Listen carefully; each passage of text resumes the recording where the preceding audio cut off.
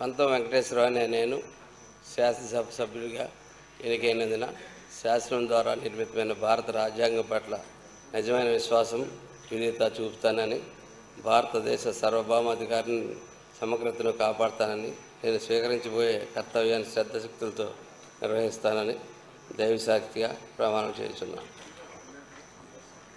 ఆంధ్రప్రదేశ్ శాసనసభ్యుడైన పంతం వెంకటేశ్వరరావు అనే నేను సభ నియమాలు కట్టుబడి ఉంటానని, వాటిని అనుసరిస్తానని, సభా మర్యాదలను పాటిస్తానని, సాంప్రదాయాలను గౌరవిస్తానని దైవసాక్షిగా ప్రమాణం చేస్తా ఉన్నాను.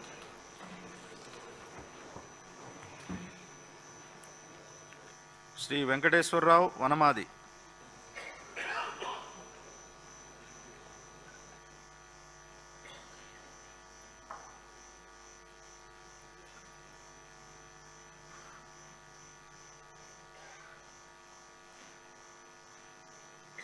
లేదా